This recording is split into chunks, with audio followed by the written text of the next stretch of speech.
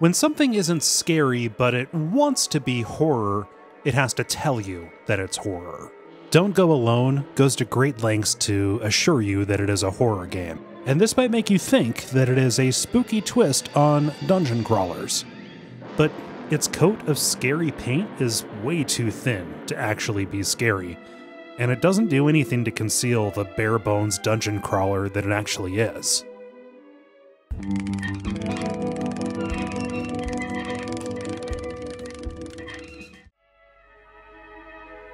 Sterling Silver Software, later known as Poly Games, spent most of its life making golf games. They also had a hand in making some versions of Sonic Spinball and Pit Fighter. Yikes.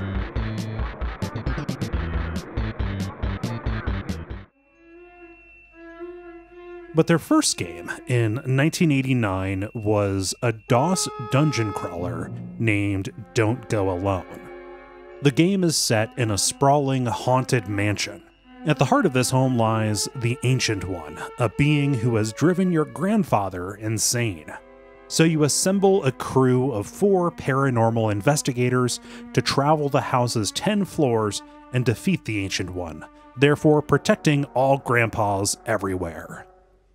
My crew was made up of emaciated Steven Seagal, Michael McKean successfully bottling and smelling a fart, a skunk who has turned into a human, and Bud, the chinless prisoner with a gun.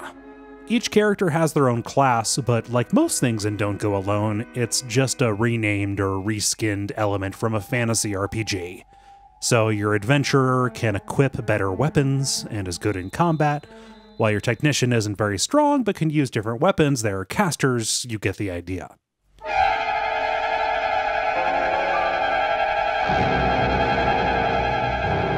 Navigation is simple because of the game's auto-mapping, and combat is really simple because of your dearth of options. You can fight, cast, or run.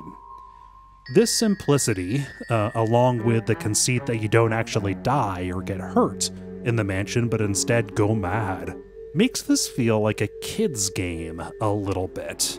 It's just so shallow. Instead of health, you have fear. If all of your character's fear levels get too high, you pass out and you wake up in a random place in the mansion, sometimes several floors away. If you take too long in combat, the enemy runs away with one of your items.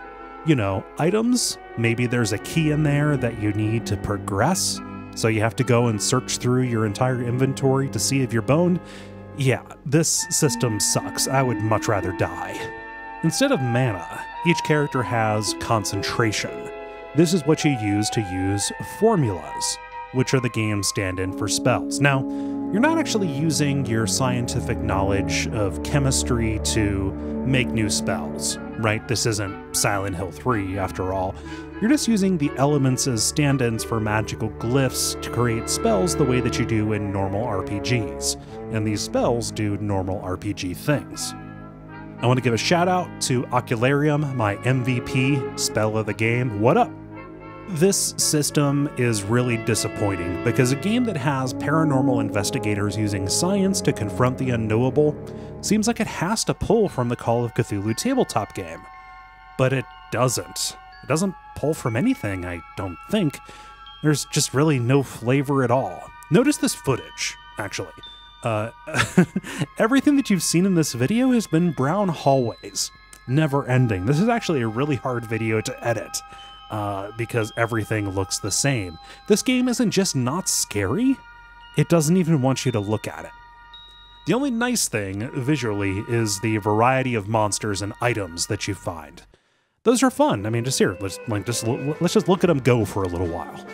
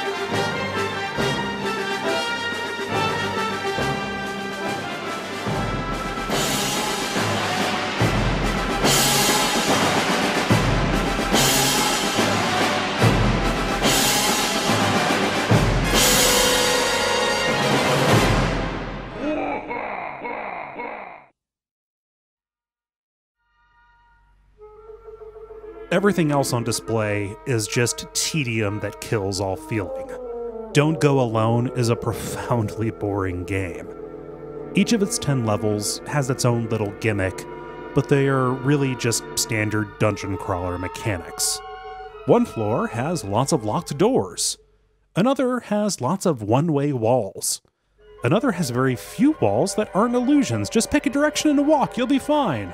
Teleporters, we got them. Look at this beautiful garden. The game assures us this is a garden. Don't say this is not a garden.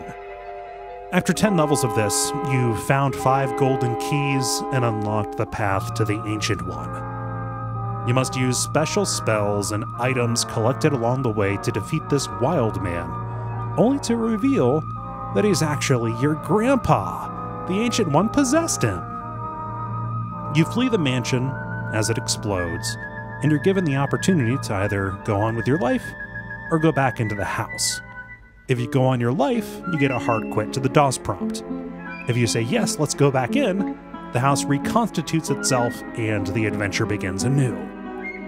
I said it before, like not even 3 minutes ago, but this game, Don't Go Alone, is profoundly boring.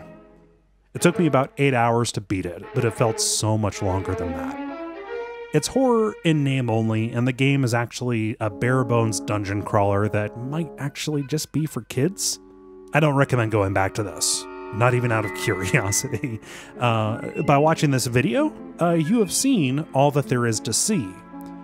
All told, really the most scary thing that I can say about Don't Go Alone is that it made me long for the days when I was struggling through Waxworks. Again, yikes.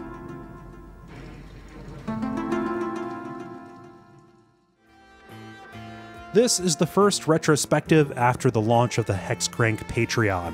I want to extend huge thanks to the folks who have backed so far, some of whom you will see in the credits here, and ask that if you enjoyed this video, please go to patreon.com/hexcrank. Thank you.